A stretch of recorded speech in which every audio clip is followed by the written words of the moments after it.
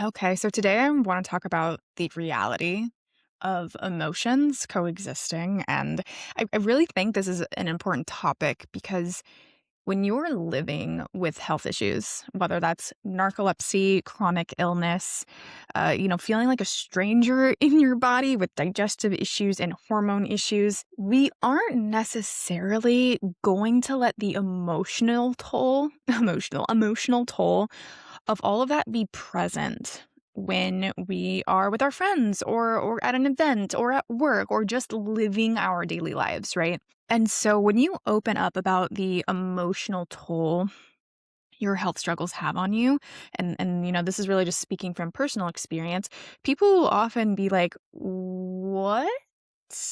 Like, I had no idea," or "You seemed fine," but something about them being shocked, right, that you were feeling a certain way on the inside. Emotions are almost always coexisting within us, especially if you're somebody who is navigating health challenges. And, for me, what this looked like is, just being so happy and so free when I was on the soccer field or on the stage. And in those settings, I really just felt such joy and such freedom when I was doing those things that I really, really loved and that brought me so much joy.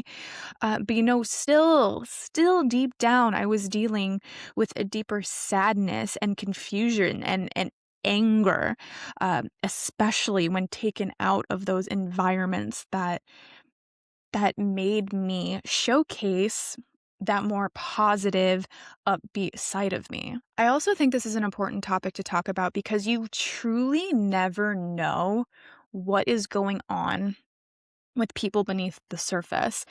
And, honestly, too, my generation and the generation before me, we weren't really taught that it was okay, that it was even safe to talk about our mental health, to talk about how we're really feeling. It was a bit of a taboo subject. And to just share a quick little story, I hit a breaking point with my mental health back in, I wanna say it was about 2014, 2015, so a while ago. I wanna say that's that is about, like, 10 years ago.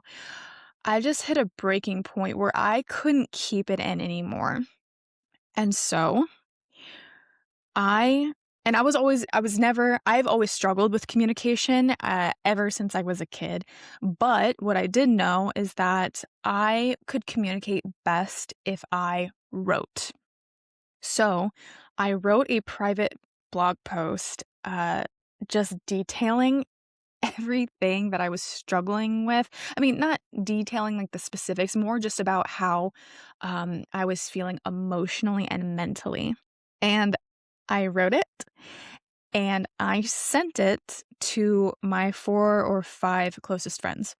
And I remember them being really confused, um, surprised. Because, again, when we're together and having fun nights out and doing whatever, it's not like I was putting these emotions on display, right? Like, I was in the moment having a good time, trying to have a good time and being present and genuinely really having a good time, but there was always, just this undercurrent beneath all of it of what I was struggling with. And and those emotions were more prominent when I was alone, right? You hear people talk about how they hate being alone. I used to be one of those people. And just speaking on my experience, being alone is terrible because you're alone with your thoughts, you're alone with your emotions. There's nothing to distract you from how you're really truly feeling on the inside. And I just needed someone to listen. And so I communicated that in the best way that I know how. And it was hard and it was terrifying. I remember feeling so terrified when I sent that to them because I've always too had this fear of being perceived as though I was weak. I've always had a fear of being perceived as weak, and as someone who's also, um, dealt with a lot of perfectionism and perfectionistic tendencies throughout my life. Being seen as weak and fragile and less than is a very deep fear. But what I've learned and what I've got to experience is that when you open up and you get to be vulnerable in that way, it also gives other people permission to do the same and also peel back that layer and also show you in return, like, hey, I don't have it all together either. Like, hey, I'm also struggling too, which I also did experience in that moment when I shared that with my friends. And so I really want to challenge you to check in with your people.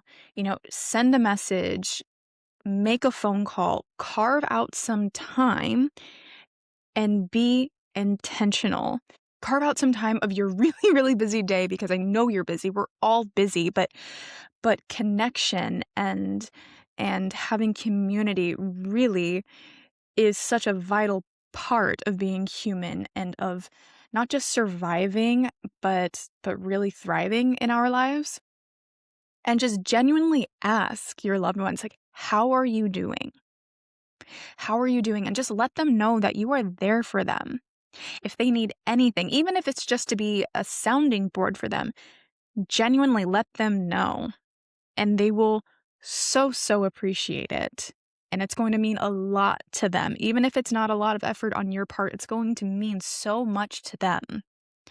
And I think we really do forget in the chaos and the hecticness and the busyness of our lives. It's really easy to forget to check in on the people that mean so much to you.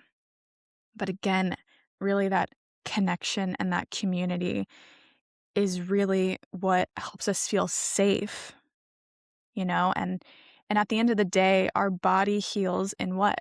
It heals in safety.